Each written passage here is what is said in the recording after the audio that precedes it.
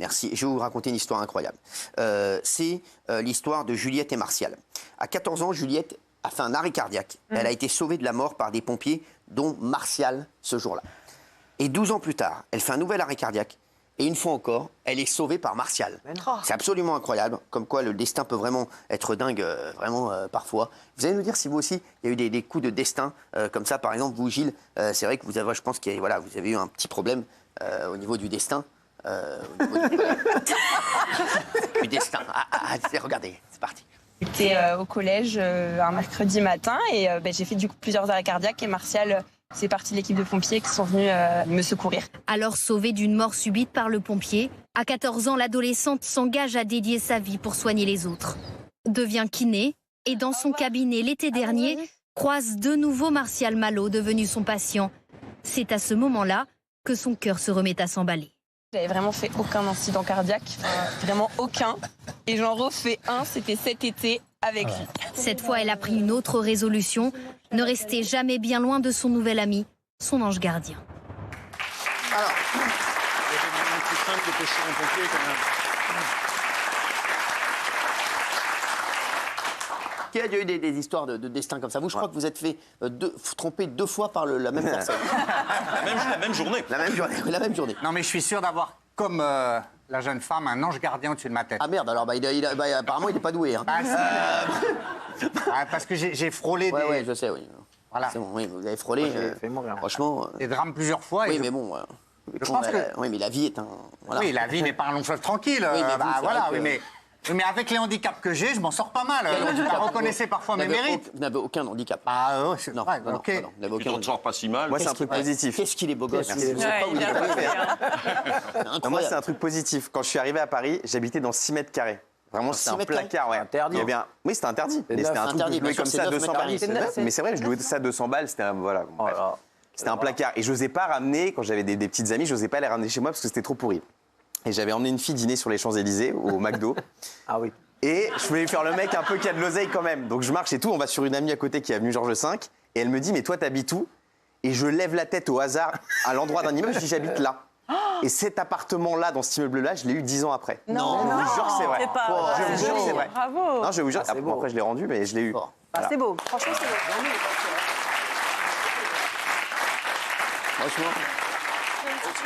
Franchement, là, c'est une vraie histoire. non, c'est pas une vraie histoire. C'est une belle histoire. Merci. Merci. Et franchement, je sais pas où vous avez été vous faire coiffer. C'est saisissant, c'est saisissant. C'est saisissant. Oui, Kelly. Moi, c'est une petite histoire mignonne aussi. C'est pas un grand truc comme ça, mais c'est un petit truc mignon. Je m'étais fâchée avec ma meilleure amie de toute ma vie, que j'avais depuis des années. Je fâchais avec qui? Ta mère, Ah oui, pardon, j'avais Et qui est oublié. votre meilleur ami? Je le dirai plus tard. Enfin, et donc, du coup, on était fâchés, donc on se parlait plus du tout, vraiment plus du tout. J'avais plus de nouvelles d'elle et je savais plus ce qu'elle faisait dans la vie. Ça faisait 3 ans qu'on était fâchés, même 4 ans. Donc, je savais plus du tout ce qu'elle faisait. Je savais qu'elle était dans l'esthétique, mais je savais pas où, ni vers chez elle, etc. Et je l'aimais tellement à l'époque, à un point que je m'étais fait tatouer son prénom sur le poignet. C'est incroyable, ça, quand même. Donc j'ai son prénom ici. Comme si que moi, je mettais Gilles Verdez sur ma fesse. Bah oui, mais moi, quand j'aime, je compte pas. Et donc, du coup... un jour, je me suis dit, bon, bah maintenant, ça fait 4 ans qu'on se parle plus. J'ai peut-être pensé à retirer le tatouage. Donc, je vais aller faire le laser. Je vais aller chercher un rendez-vous dans une clinique, etc. Et le jour du rendez-vous, donc je passe la porte. Je dis, bah, j'ai rendez-vous à telle heure pour enlever le tatouage. Et là, la porte s'ouvre. Et je tombe nez à nez avec elle. Non. Incroyable. Ouais. Incroyable. Vous enlevez le tatouage, vous l'avez Et elle me votre nom. dit, Ouais. je suppose que... Donc, elle savait que c'était pour enlever un tatouage. Ouais. Et elle me dit, bah, coucou Kelly. Donc, je vois qu'elle tremble, elle est pas bien, moi aussi. Non. Je dis, bah, qu'est-ce que tu fais là? Elle me dit, bah, je suppose que c'est pour enlever Mathilde sur ton poignet. Non. Et je dis oui. C'est incroyable. Ouais. Et tu l'as retiré? Bah, du coup, c'était un petit peu gênant, on savait pas trop quoi se dire, c'était un petit peu bizarre. Donc, elle a commencé à me l'enlever. Et il fallait faire une prochaine séance, sauf qu'entre-temps, on a discuté, on a un petit peu fait la paix. Et je lui ai dit, bah, ce sera l'histoire de notre truc, je ne continue pas à l'enlever, je l'enlève qu'à moitié. Ah ouais. Ah, du coup, c'est dégueulasse. Et maintenant, les chéris, et maintenant, sachez-le, comme elle a enlevé que la moitié, la dernière fois, elle était à une soirée où il y avait plein de comédiens.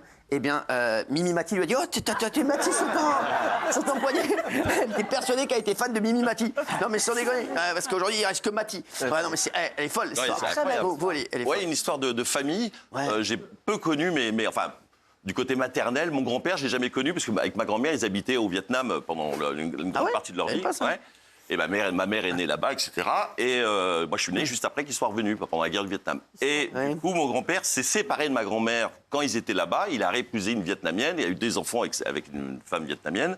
Et du coup, j'ai jamais connu mon grand-père. J'ai vu qu'une fois dans ma vie, à un mariage. Comme ça, il était là. Autrement, je l'ai vu quand il est revenu en France. Et j'apprends qu'il est revenu en France. Et un jour, j'apprends qu'il est malade, qu'il a une maladie grave. Et il a vécu à 8000 km de chez moi pendant toute ma vie. Et il est mort à 50 mètres de chez moi, dans la rue de Lourmel. J'habitais dans le 15e. Il y avait un hôpital pour les soins intensifs. Et il est mort à 50 mètres de chez moi. Et sans que je le sache, on m'a appris après qu'il est mort. Ils me disent il est mort rue de Lourmel. Je dis mais j'habite rue de Lourmel. L'hôpital où 150, j'habite au 117. Il est mort à côté de moi alors qu'il était à 8000 km. C'est beau, non? Enfin, c'est beau, c'est pas beau, mais c'est incroyable. C'est moins bien que l'histoire de Kelly. Kelly, on fera pas mieux. L'histoire de Guillaume et l'histoire de Kelly, elles sont On top. fera pas mieux. Mais t'es méchant, toi. Il est super méchant ce soir. Oui, vous voulez quoi? Oui. Moi, c'est plus pour coller avec le gars de la WC qui a sauvé la dame. Bonjour, déjà, vous êtes qui? Monsieur, oui, bonsoir. Oui. C'est plus pour coller à cette histoire. Moi, c'est quelqu'un qui m'a sauvé la vie. Quand on était petit, il y a un camion de glace qui venait en bas. Et nous, comme on n'avait pas d'oseille pour prendre des glaces, on lui mettait des pierres pour pas qu'il puisse partir. Ouais. Du coup, il descendait pour enlever les pierres, on ouvrait le plexiglas et on piquait les glaces. Non. Et comme il partait, on s'accrochait derrière le camion pour le suivre dans l'autre quartier où il allait pour refaire le coup à chaque fois. Sauf qu'une fois, je glisse, il fait marche arrière, il me traîne contre le trottoir, mon pied il reste accroché à la roue. Lui, il est persuadé que c'est une pierre. Mes potes, il lui dit arrête, arrête. Lui, il croit que c'est une pierre, il continue à me traîner. Il monte jusque-là, il s'arrête à l'auteur de la clavicule. Et c'est des mecs qui jouent à la pétanque des voisins. Et c'est Moulay qui vient en courant et qui dit attention, attention, il y a un petit en dessous du camion. Et s'il n'est pas là, Moulay, eh ben, je suis peut-être mort. C'est énorme, le camion me belle roule dessus. histoire. C'est pour coller avec ça. Et j'ai une cicatrice à la jambe, mais c'est un pote à moi qui m'a dit t'as vu ta cicatrice, elle ne partira jamais en fait. Et je l'oublie ma cicatrice. En l'heure, va. Putain, tout ça pour 2 glaces. Tout ça pour voler un super cône et un club. Incroyable, c'est Une belle histoire. Belle histoire. C'est pour coller avec ça. Belle histoire, franchement. Non, mais, Une belle histoire. Vous préférez une histoire de voleur qu'une histoire sentimentale et J'avais 10 ans. elle a des Je préfère l'histoire. Mon histoire préférée, ça reste celle de Kelly et de Guillaume. Voilà, c'est les 2 meilleures histoires. Le reste, c'était très médiocre. Je peux mourir. Merci. Moi, je peux mourir. L'autre, il a juste montré une fenêtre avenue Georges V. Quelle arnaque. Mais alors vous, je me rappelle même plus de votre histoire tellement que j'en avais rien à carrer. J'en ai pas raconté.